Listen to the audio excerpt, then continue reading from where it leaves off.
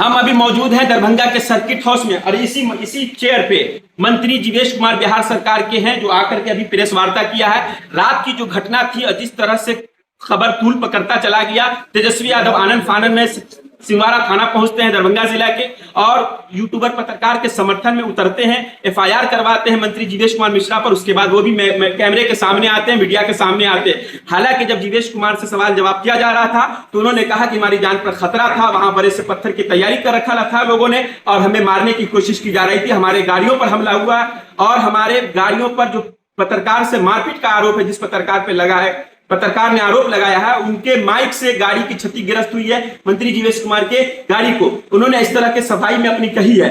लेकिन खैर एक सवाल यह बनता है कि क्या यूट्यूबर को लोग पत्रकार नहीं माना जाए? और जब यूट्यूबर को बिहार सरकार पत्रकार मानती है, यूट्यूबर को जब सरकार पत्रकार मान करके हर लोग यूट्यूब पर अपनी बयान को देते हैं, खबर चलवाते हैं, सारी बातें यूट्यूब पर रखते हैं, तो क्या यूट्यूबर पत्रकार नहीं है? और क्या मंत्री जी को ये राइट है कि कौन यूट्यूबर पत्रकार है, कौन यूट्यूबर पत्रकार नहीं, उनको बोलने का? हालांकि वो पूरी तरह से इस यूट्यूबर को नकार रहे थे कि वो यूट्यूबर पत्रकार है ही नहीं है। क्यों वो इस तरह की वो दावे के साथ कह रहे थे, तो ये तो खैर जांच का विषय। बाकी उन्होंने अपने ऊपर लगे तमाम आरोपों से क्या कुछ सफाई दी है वो आप वीडियो में आगे देखिए। कि कई तरह के केस थाने में पहुंचते हैं, लोग दर दर की ठोकरें खाता है। बड़े बड़े संगीन मामलों में थाना जब एफआईआर नहीं लेता है तब लोग दर दर थाने की ठोकरें खाता है। लेकिन उस वक्त नेता प्रतिपक्ष हो या सरकार के लोगों नहीं पहुंचते हैं थाना एफआईआर करवाने। लेकिन हम धन्यवाद देना चाहते हैं तेजस्वी यादव को कि वो पत्रकार के समर्थन में पहुंचे, उतरे जरूर और एक पत्रकार यूट्यूबर के समर्थन में आकर के उन्होंने एफआईआर दर्ज कराया। इसके लिए वो धन्यवाद के पात्र हैं। लेकिन एक सवाल बनता है कि क्या इसी तरह से आने वाले हर एफआईआर में अगर थाना नहीं लेता है तो नेता पहुंचेंगे अब तुरंत तत्परता से इस पर एफआईआर करवाएंगे? कि जैसे ही मैं पुरसा हाल करके गाड़ी में बैठा, गाड़ी में बैठकर आगे आगे थानेदार की गाड़ी, एक स्कॉट की, दूसरी गाड़ी जिला की गाड़ी और पीछे मेरी गाड़ी, ये 3 गाड़ी वहां से निकल गई है। वो जो वीडियो दिखा रहे हैं श्रीमान तेजस्वी यादव इतने झूठे राजनीतिक होंगे, इतने असत्य बोलकर एक आज प्रेस कॉन्फ्रेंस उन्होंने पटना में किया और जो वीडियो दिखाया है प्रेस के माध्यम से उसमें जीवेश मिश्रा का कहीं छाया नहीं है, कहीं फोटो नहीं है, कहीं तस्वीर नहीं है। मैं आप सभी मीडिया के बंधुओं से करबद्ध प्रार्थना करता हूं कि जरा वो वीडियो मंगाइए। उस वीडियो में कहीं नहीं है। जो पत्रकार अपने को सो कॉल्ड पत्रकार कह रहे हैं, पत्रकार की गरिमा को भी गिरा रहे हैं, वो खुद कह रहे हैं कि देखो देखो मंत्री जी भाग रहे हैं, बिना जवाब दिए भाग रहे हैं, सायरन का इस्तेमाल करके भाग रहे हैं। जब मंत्री जी भाग गए तो मंत्री जी उन पर हमला कैसे कर दिए? मेरा सवाल, इस सवाल का जवाब श्रीमान तेजस्वी यादव जी दें कि जब वही पत्रकार कह रहा है मंत्री जी देखो बिना सवाल का जवाब दिए भाग गए। मंत्री जी ऐसे व्यक्ति हैं कि मंत्री जी काम करके जवाब देते हैं। मंत्री जी बरबोले के जैसा जाकर के, जिसने कुछ नहीं किया हर दिन एक वीडियो बनाकर डाला है, जिसने काम किया है वो प्रमाण लेकर आता है और प्रमाण के साथ प्रेस करने की हिम्मत जुटाता है। ये लिखित किताब है जो मैं कुछ मीडिया के साथी जिनको चाहिए होगा उनको मैं देने की हिम्मत रखता हूं। और ये बिहार सरकार के साइट का टेंडर है, जिस रोड के हवाले से मेरी हत्या करने की साजिश रची गई थी वो ऑलरेडी स्वीकृत रोड है, इकरारनामा हुआ पड़ा है। इसकी कॉपी भी अगर आपको चाहिए तो मैं आपको देने के लिए तैयार हूं। एक पढ़ा लिखा मीडिया का कोई साथी अपने कहता है, यूट्यूबर कहता है, तो उनके YouTube चैनल पर देख लीजिए कितने वीडियो इसके पहले हैं और किसका किसका इंटरव्यू YouTube पर आया है, कितने न्यूट्रल होकर उन्होंने पत्रकारिता की है। ये भी आपको खंगालना चाहिए, नहीं तो पत्रकारिता मर जाएगी और लोगों को पत्रकारिता के ऊपर इस प्रकार के संदेह खड़े करने का अवसर मिलता रहेगा। इसलिए मैं आपसे निवेदन करता हूं कि इस प्रामाणिकता को, अगर रोड नहीं, ये तो बिहार सरकार के साइट पर दिखता है, मेरे से सवाल करने की जरूरत ही नहीं। आप साइट खंगाल कर देखिए, ये मिल जाएगा। और मतलब रोड नहीं, मतलब किसी बहाने घेर कर मेरी गाड़ी को पूछ देना, मुझे गाड़ी के अंदर मेरी हत्या कर देना। इतना बड़ा पत्थर पहले से लेकर रखा गया था जिसको उठाकर मेरे सर पर फेंकने की तैयारी थी और थानेदार ने लगता है स्थिति को भांपा और वो मुझे पहले ही वहां से लेकर के आगे चला गया। 3 गाड़ी, थाने की गाड़ी और एक मेरा स्कॉट और मेरी गाड़ी वहां से निकल गई।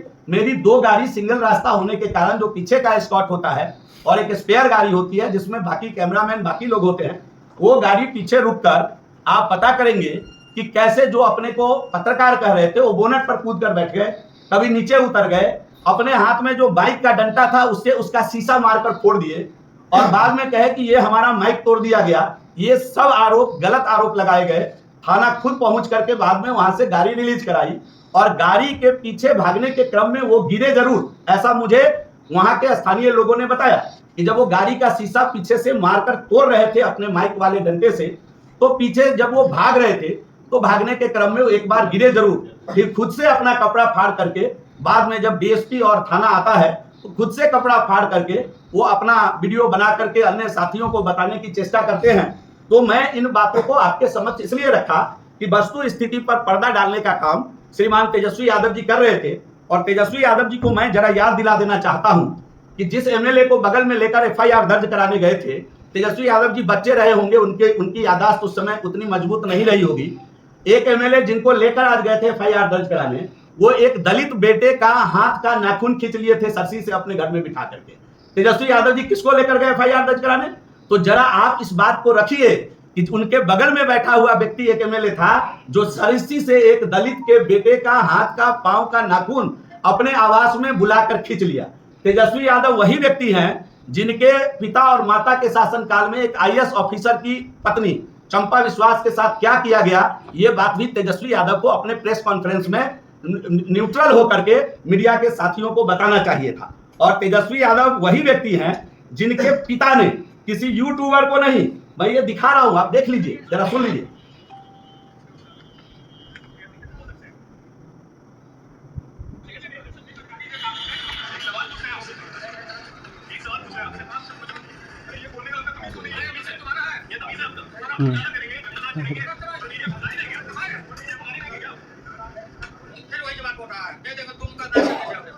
सुन लिया ना, दे देंगे दू मुक्का नाच के गिर जाओगे। तेजस्वी यादव जी को इसका जिक्र आज करना चाहिए था कि ये कोई साधारण वर्कर नहीं बोला है। राष्ट्रीय अध्यक्ष राष्ट्रीय जनता दल के राष्ट्रीय अध्यक्ष और उनके पिता ने पत्रकार बंधु से कहा, और भारत और अन्य पत्रकार बंधु जो उनसे सवाल कर रहा है उनसे कहा कि दे देंगे दू मुक्का तो नाच के गिर जाओगे। तो तेजस्वी यादव जी को इसका जिक्र भी आज अपने प्रेस कॉन्फ्रेंस में करना चाहिए था। बाकी अगर ऐसे छोटे छोटे बिंदुओं का अगर हम हवाला देंगे तो बड़ी लंबी लिस्ट है, बहुत लंबा प्रेस कॉन्फ्रेंस हो जाएगा। तेजस्वी यादव जी आए थे, आज जिक्र कर रहे थे इसको। हमारे साथ अंजलि निषाद जी बैठी हुई, हमारे कार्यकर्ता जिनके माता का निधन हुआ, वो अर्जुन सहनी जी है, उनके घर में गया था मातम के लिए। और तेजस्वी यादव जी लीडर अपोजिशन नहीं थे, डिप्टी सीएम थे। जिस समय उनके एक एमएलए इसराइल मसूरी जो उस समय मंत्री थे, एक सहनी समाज के लड़के की हत्या करवा देने में उनका नाम आया था और जमकर बवाल काटा गया विधानसभा के अंदर। तेजस्वी यादव जी ने उनका इस्तीफा क्यों नहीं लिया? अगर उनको थोड़ा भी मोरल अगर हो कि हमको जाले जाना है और जाले जाकर के सिंगवाड़ा में एफआईआर कराना है, तो उससे पहले जरा उनको अपने इसराइल मसूरी की चिंता कर लेनी चाहिए थी। उस समय भी उस हत्याकांड का दोषी कौन था, अनुसंधान चल रहा था। और मैं आपके अदालत में एकदम जिम्मेदारी पूर्वक एक बात कह रहा हूं, उन्होंने नकली दवा का चर्चा किया है। मामला सब जुडिस है, नकली दवा का कोई मेरे ऊपर आरोप नहीं है और ना ही मेरे ऊपर किसी प्रकार की कोई सजा मुकर्रर की गई है। मामला सब जुडिस है। मैं तेजस्वी यादव जी को नोटिस भेजने वाला हूं, कल से परसों तक डिफेमेशन का केस फाइल करूंगा। इसका भी जवाब श्रीमान तेजस्वी यादव जी देंगे, ये भी मैं आपको अभी यहां कहना चाहता हूं। और मैं उनको एक बात और याद दिला देना चाहता हूं, बड़े भाव से एक कार्यकर्ता उनको मिलने गया था हेलीपैड पर। आप लोग के जो कंपनी है उसका कैमरा जरूर कैद किया होगा, हाथ पकड़ के झुला के, जैसे आदमी ये फेंकता है बैट बॉल जैसे घुमाता है, हाथ पकड़ के हेलीपैड से झुला करके उस बेचारे को फेंक दिए थे। तेजस्वी यादव जी को याद रखना चाहिए था कि वो भी एगो अति पिछड़ा का बेटा था। तेजस्वी यादव जी को ध्यान रखना चाहिए, तेजस्वी यादव जी को ध्यान रखना चाहिए कि इसराइल मसूरी के ऊपर जो हत्याकांड का आरोप लगा था वो भी एक सहनी समाज का बेटा था, उसको ध्यान रखना चाहिए था। मैं किसी विवाद में नहीं हूं, मेरा किसी विवाद से कोई लेना देना नहीं है। कल ये कुछ लोग ऐसे थे जिनके द्वारा एकदम हत्या की साजिश रची गई थी। भगवान ने मुझे बचाया, पुलिस की तत्परता ने मुझे उस जगह से, मैं पहले ही निकल गया था, मेरे साथियों को भी निकाला। उनका जो साजिश था उसका पर्दाफाश हो गया। मैं पुलिस से और सरकार को भी मैंने कहा है कि इसका एकदम दूध का दूध, पानी का पानी कराए, एकदम सही तरीके से इसका अनुसंधान हो और इसकी पूरी तत्परता के साथ जांच हो। क्योंकि जो वीडियो दिखाया गया है उसमें कहीं हमारी छाया मात्र भी नहीं है।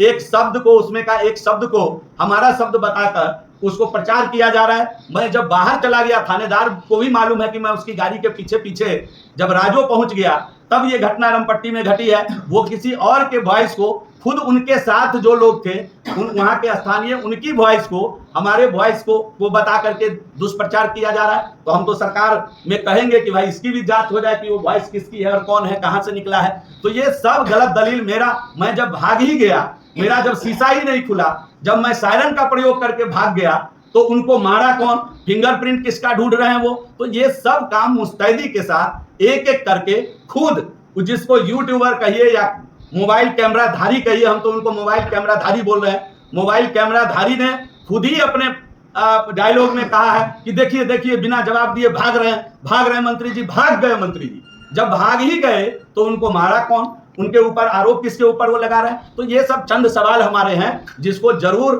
प्रशासन अपने स्तर से इसकी जांच भी करेगी, और हम तो चाहते हैं कि इसका दूध का दूध पानी का पानी हो। और श्रीमान तेजस्वी यादव जिस निर्लज्जता के साथ आज सिंहवाड़ा आए थे, हम उम्मीद करेंगे कि उसी संजीदगी के साथ एक बार कांटी चले जाएं और इसराइल मसूरी के ऊपर जो केस फाइल हुआ है उसके प्रति भी जरा हमदर्दी दिखाने का काम करें। जरा चंपा विश्वास के परिवार को खोज करके आज भी उनसे क्षमा मांग ले, उनसे माफी मांग ले। जिस पत्रकार को, न्यूज चैनल, नेशनल चैनल के पत्रकार को उनके पिताजी ने बोला कि 2 मुक्का मारेंगे घुमा के कि नाच के गिर जाओगे, उससे जरा नाच के माफी मांग ले तेजस्वी यादव जी। हम इन्हीं विषयों को लेकर के प्रेस कॉन्फ्रेंस किए हैं। ये सुशासन की सरकार है, ये एनडीए की सरकार है। अगर मैं भी दोषी होऊंगा तो मैं आपकी अदालत में कहता हूं मुझे सजा मिलनी चाहिए। अगर मैं दोषी नहीं हूं तो ये जितने लोग छल प्रपंच करने आए थे थाने तक, उन सब के खिलाफ भी सजा मुकर्रर हो, इस प्रकार की बात मैं प्रेस के माध्यम से करना चाहता हूं। वैसे जिस बंधु ने अपने को प्रचारित किया है वो हमारे क्षेत्र के रहने वाले हैं, हमारे अनुज हैं, हमारे छोटे भाई हैं, चाहे वो यूट्यूबर हो, चाहे वो मोबाइल धारी कैमरामैन, मोबाइल कैमरा धारी क्या बोलिएगा नया आजकल वो हो। हम सब आजकल तो जहां जाते हैं वहां लोग मिल जाते हैं, तो हम उनका पूरा सम्मान करते हैं। हमारे छोटे भाई जैसे हैं, उनको कुछ लोग बलि का बकरा बनाना चाहते हैं, अपनी राजनीतिक रोटी सेकने के लिए उनको आगे करके कुछ लोग उनके कंधे पर बंदूक रखकर चलाना चाह रहे हैं। हम एक ऐसे व्यक्ति को देख रहे हैं कि जिन्होंने, जिस व्यक्ति का दूर दूर तक वहां रहना नहीं हुआ, आगमन नहीं हुआ, जबरन उसको परेशान करने के लिए अंत में उसका नाम जुड़वाया है। तो ये सब एकदम मैं पुलिस प्रशासन और अपने शासन तंत्र को कहता हूं कि पूरी तरीके से इसकी निष्पक्ष जांच करा करके दूध का दूध पानी का पानी करे। इतना ही कहने के लिए मैं आप सभी बंधुओं को, वीडियो वायरल हुआ था जिसमें आप कह रहे थे कि आप बंदूक लेके घूमिए पत्रकार थे।